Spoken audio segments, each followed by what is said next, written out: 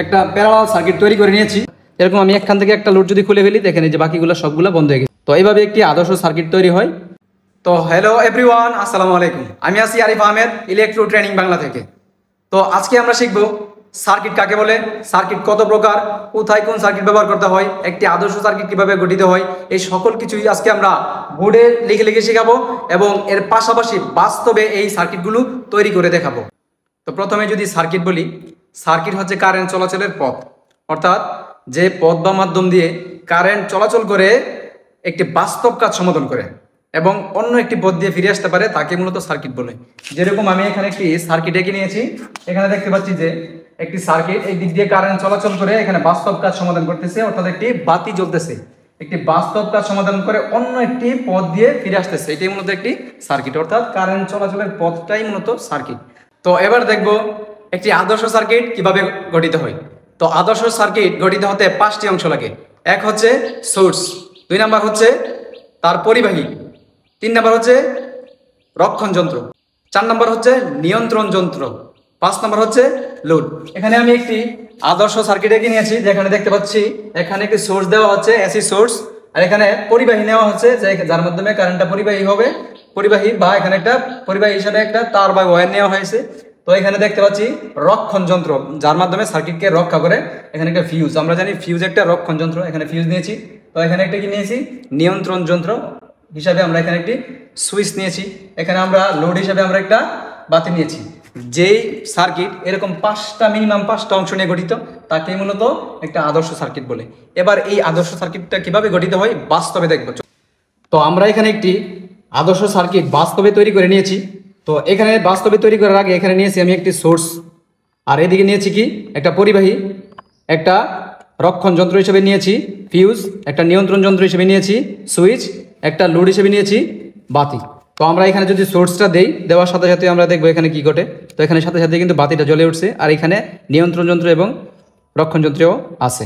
তো এইভাবে একটি আদর্শ সার্কিট তৈরি হয়। তো এবার দেখবো সার্কিট কত প্রকার। সার্কিট হচ্ছে 3 প্রকার। এক হচ্ছে সিরিজ সার্কিট, 2 নাম্বার হচ্ছে প্যারালাল সার্কিট, 3 নাম্বার হচ্ছে মিশ্র সার্কিট। আমরা এবার দেখবো সিরিজ সার্কিট কাকে বলে। সিরিজ সার্কিট হচ্ছে একটি সার্কিটের একাধিক লোড এমনভাবে সংযোগ করি যাতে এই সার্কিটে কারেন্ট প্রবাহের একটি মাত্র পথ থাকে, তাকেই মূলত সিরিজ সার্কিট বলে। আমরা এখানে একটি সিরিজ সার্কিট এঁকে নিয়েছি। তো এখানে আমরা দেখতে পাচ্ছি একটা সোর্স থেকে কারেন্ট বের হয়ে একটা লোড, 2টা লোড, 3টা লোড, 3টা বাতি দিয়েছি আমরা। তো একটা লোড, 2, 3 এবং 3টা লোডের মধ্যে কি একটি মাত্র পথ দিয়ে কারেন্ট প্রবাহিত হচ্ছে, আবার ফিরে আসছে, শুধু একটা মাত্র ওই পথ। তো এই সিরিজ সার্কিটে কি হয় যে একটা মাত্র পথ থাকে কারেন্ট প্রবাহের জন্য। সিরিজ সার্কিটে কারেন্ট সমান থাকে, প্রত্যেকটি লোডের কারেন্ট সমান থাকে। এরকম I = IL1, এই যে প্রথম লোডের কারেন্ট সমান সমান দ্বিতীয় লোডের কারেন্ট L2, এরপরে কি IL3, অর্থাৎ কারেন্ট এখানে কি প্রত্যেকটি লোডের মধ্যে কারেন্ট সমান থাকে। এবার দেখবো ভোল্টেজ এখানে সিরিজ সার্কিটের ক্ষেত্রে ভোল্টেজ ভাগ হয়ে যায়। যেরকম ভি, টোটাল ভোল্টেজ হবে প্রথম লোডের ভোল্টেজ প্লাস দ্বিতীয় লোডের ভোল্টেজ প্লাস তৃতীয় লোডের ভোল্টেজের যোগফল হবে প্রথম একবারে টোটাল ভোল্টেজ, অর্থাৎ যতগুলো লোড আছে সবগুলো লোডের ভোল্টেজ মিলে যা হবে এই টোটাল ভোল্টেজটাই তা হবে। আর এদিকে যদি আমরা বলি সিরিজ সার্কিটের কি কি বৈশিষ্ট্য, যেরকম সিরিজ সার্কিটে একটি মাত্র সুইচ ব্যবহার করে একাধিক লোড নিয়ন্ত্রণ করা যায়। যদি আমি এখানে একটা সুইচ দিই, তো আমরা দেখতে পাচ্ছি এখানে একটা সুইচ দিলে সবগুলা বাতি একই সাথে বন্ধ হবে অথবা চালু হবে, অন হবে এবং অফ হবে। একটা সুইচ দিয়ে একাধিক লোড নিয়ন্ত্রণ করা যাচ্ছে। এবং যদি একটি মাত্র বাতি কেটে যায় অথবা আমরা এখান থেকে খুলে ফেলি, বাকি বাতিগুলোও কি অকেজি হয়ে যাবে, এগুলা কি চলবে না। তো এই কাজটা কিভাবে হচ্ছে এটা কিন্তু আমরা এবার বাস্তবে দেখব। তো আমরা এখানে একটা সিরিজ সার্কিট তৈরি করে নিয়েছি। তো দেখতে পাচ্ছি কি সিরিজ সার্কিটের মধ্যে একাধিক লোড একই লাইনের মধ্যে সংযোগ দেওয়া এবং একটি সুইচ লাগিয়ে নিয়েছি, যার মাধ্যমে একটি সুইচ দিয়ে একাধিক লোডকে আমরা নিয়ন্ত্রণ করব। তো আমরা এখানে একটি সোর্স নিয়েছি, সোর্সটা এবার দিয়ে দেখি। তো প্লাসে প্লাস, মাইনাসে মাইনাস দিলাম, দেওয়ার পরে দেখতে পাচ্ছি যে কি সবগুলো একই সাথে চলতেছে।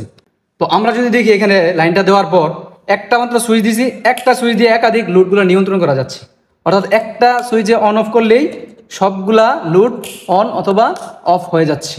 তো আবার কি বলছি যে একটা লোড যদি নষ্ট হয়ে যায় অথবা একটা লোড যদি আমরা খুলে ফেলি বাকিগুলো কি কাজ করবে না, অর্থাৎ জ্বলবে না। এরকম আমি এখান থেকে একটা লোড যদি খুলে ফেলি দেখেন যে বাকিগুলো সবগুলো বন্ধ হয়ে গেছে। আবার যদি একটা লোড সংযোগ করে দিই তখন সবগুলো লোডই কি চলতেছে। এই হচ্ছে সিরিজ সার্কিটের বৈশিষ্ট্য। যেরকম প্রত্যেকটি লোডের মধ্যে কারেন্ট সমান থাকে, ভোল্টেজ ভাগ হয়ে যায়, তাছাড়া একটি মাত্র সুইচ দিয়ে একাধিক লোডকে নিয়ন্ত্রণ করা যায়, তাছাড়া একটি মাত্র লোড যদি নষ্ট হয়ে যায় অথবা খুলে ফেলি বাকিগুলো কি জ্বলবে না বা চলবে না। তো এবার দেখবো প্যারালাল সার্কিট কাকে বলে। প্যারালাল সার্কিট হচ্ছে যে সার্কিটের লোডগুলো এমনভাবে সাজানো থাকে যে কারেন্ট প্রবাহের একাধিক পথ থাকে, অর্থাৎ একের অধিক কারেন্ট প্রবাহের পথ বা রাস্তা থাকবে, ওই সার্কিটটাকে মূলত প্যারালাল সার্কিট বলে। তো আমরা এখানে একটি প্যারালাল সার্কিট তৈরি করে নিয়েছি। দেখতে পাচ্ছি যে এখানে প্যারালাল সার্কিটের মধ্যে একাধিক লোড আছে, যা একাধিক লোডগুলোর মধ্যে আলাদা আলাদা কারেন্ট প্রবাহের পথ আছে। যেরকম এখানে গিয়ে কারেন্ট এই দিক দিয়ে প্রবেশ করে এদিক দিয়ে আবার ফিরতে পারতেছে, আবার এটার মধ্যে কি এদিক দিয়ে প্রবেশ করে আবার এদিক দিয়ে ফিরতে পারতেছে, আবার এটার মধ্যে এই লোডের মধ্যে ফিরতে পারতেছে।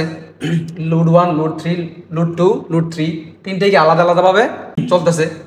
তো এবার দেখতেছি কি এই প্যারালাল সার্কিটের কি বৈশিষ্ট্যগুলা। তো এখানে দেখতে পাচ্ছি যে প্যারালাল সার্কিটের বৈশিষ্ট্য হচ্ছে একাধিক লোডকে আলাদা আলাদাভাবে নিয়ন্ত্রণ করা যায়। যেরকম এখানে একটা সুইচ নিয়েছি, এখানে একটা সুইচ নিয়েছি, এখানে একটা সুইচ নিয়েছি। এই প্যারালাল সার্কিটের মধ্যে এই লোড 1কে আলাদা সুইচ দিয়ে নিয়ন্ত্রণ করতে পারছি, লোড 2কে আবার আলাদাভাবে সুইচ দিয়ে নিয়ন্ত্রণ করতে পারছি, লোড 3কে আবার সুইচ দিয়ে নিয়ন্ত্রণ করতে পারছি। তো কি বোঝা যাচ্ছে এখানে সিরিজের মতো একটি মাত্র সুইচ দিয়ে সবগুলো অন অফ করা যায় না, এখানে আলাদা আলাদা সুইচ দিয়ে আলাদা আলাদা লোডকে নিয়ন্ত্রণ করা যায়। তো তারপর দেখছি কি এখানে যদি একটি লোড নষ্ট হয়ে যায় বা এখানে একটি লোড মাত্র খুলে ফেলি এরপরে কি বাকিগুলোর উপর কোনো ইফেক্ট পড়বে না বা বাকিগুলো কোনো বন্ধ হবে না। তো তাছাড়া কি হয় যে এই প্যারালাল সার্কিটে কারেন্ট কি হয়, টোটাল কারেন্ট কি হয়, প্রথম লোডের কারেন্ট, দ্বিতীয় লোডের কারেন্ট এবং তৃতীয় লোডের কারেন্টের যোগফল হচ্ছে টোটাল কারেন্ট। আর প্যারালাল সার্কিটের ভোল্টেজ কত? ভোল্টেজ হচ্ছে প্রথমটাতে যা ভোল্টেজ, দ্বিতীয়টাতে যা ভোল্টেজ, তৃতীয়টাতে তাই ভোল্টেজ, অর্থাৎ টোটাল ভোল্টেজ হচ্ছে সমান সমান প্রথম লোডের ভোল্টেজ সমান সমান দ্বিতীয় লোডের ভোল্টেজ সমান সমান তৃতীয় লোডের ভোল্টেজ। অর্থাৎ এখানে বুঝতে পারছি যে এই প্যারালাল সার্কিটের মধ্যে কি হয়, প্রত্যেকটি লোডের মধ্যে কারেন্ট কি ভাগ হয়ে যায় এবং ভোল্টেজ সমান থাকে। অর্থাৎ আমরা যদি 220 ভোল্ট এসি নেই, প্রত্যেকটি লোডের মধ্যে 220 ভোল্ট এসি সরবরাহ পাবো। তো এবার আমরা বাস্তবে দেখব একটা প্যারালাল সার্কিট কিভাবে তৈরি করতে হয় এবং কিভাবে কাজ করে। তো আমরা এখানে কিন্তু একটা প্যারালাল সার্কিট তৈরি করে নিয়েছি। যে এই প্যারালাল সার্কিটের মধ্যে দেখতে পাচ্ছি এই কারেন্ট প্রবাহের জন্য আলাদা আলাদা পথ আছে এবং প্রত্যেকটি লোডের মধ্যে আলাদা আলাদাভাবে সুইচ দেওয়া যাচ্ছে, অর্থাৎ আলাদা আলাদাভাবে এই সুইচ দিয়ে এই প্যারালাল সার্কিটটাকে নিয়ন্ত্রণ করা যাবে। আমি যদি এখানে সোর্স দিই, সোর্স দেওয়ার পরে দেখতে পাচ্ছি কি যেই সুইচটা অন করা ওই সুইচের লোডটাই শুধুমাত্র জ্বলতেছে। যদি আমি এটা অন করি আবার এটা জ্বলবে, এটা আবার অন করি এটাও জ্বলবে। এর মানে আমি সবগুলো অন করে দেওয়ার পরে কিন্তু সবগুলোই জ্বলতেছে। এখন যদি একটা মাত্র সুইচ বন্ধ করে দিই অথবা একটা মাত্র লোড যদি আমি খুলে দিই এরপরে কিন্তু বাকিগুলোর উপর কোনো ইফেক্ট পড়বে না। এরকম আমি দেখাই, এখানে যদি আমি একটা লোড খুলে দিই শুধু এটাই বন্ধ হয়েছে, বাকিগুলোর বন্ধ হয় নাই। এখানে সিরিজ কি হলো যে সিরিজের মতো একটা লোডের উপর বাকিগুলোর কোনো নির্ভর করে না, এগুলো আলাদা আলাদাভাবে এই যে নিয়ন্ত্রণ করা যাচ্ছে এবং একটা লোড নষ্ট হয়ে গেলে বা একটা লোড বন্ধ করে দিলে অথবা খুলে দিলেও কোনো সমস্যা হয় না। তো কি বুঝলাম যে এখানে প্যারালাল সার্কিটে যে আলাদা আলাদা পথ থাকে। দেখতে পাচ্ছি যে এই দিকে একটা পথ দিয়ে ফিরে আসতে পারতেছে, আবার ওই দিক দিয়ে আরেকটা পথ দিয়ে ফিরে আসতে পারতেছে। এখানে তিনটা পথ, তিনটা লোডের জন্য তিনটা আলাদা আলাদা পথ। এই কারণে এই তিনটা আলাদা পথ হওয়ার কারণে এখানে কিন্তু একটি মাত্র সুইচ দিয়ে কি এগুলোকে নিয়ন্ত্রণ করা হয় না, এখানে আলাদা আলাদাভাবে সুইচ দিয়েও নিয়ন্ত্রণ করা যায়।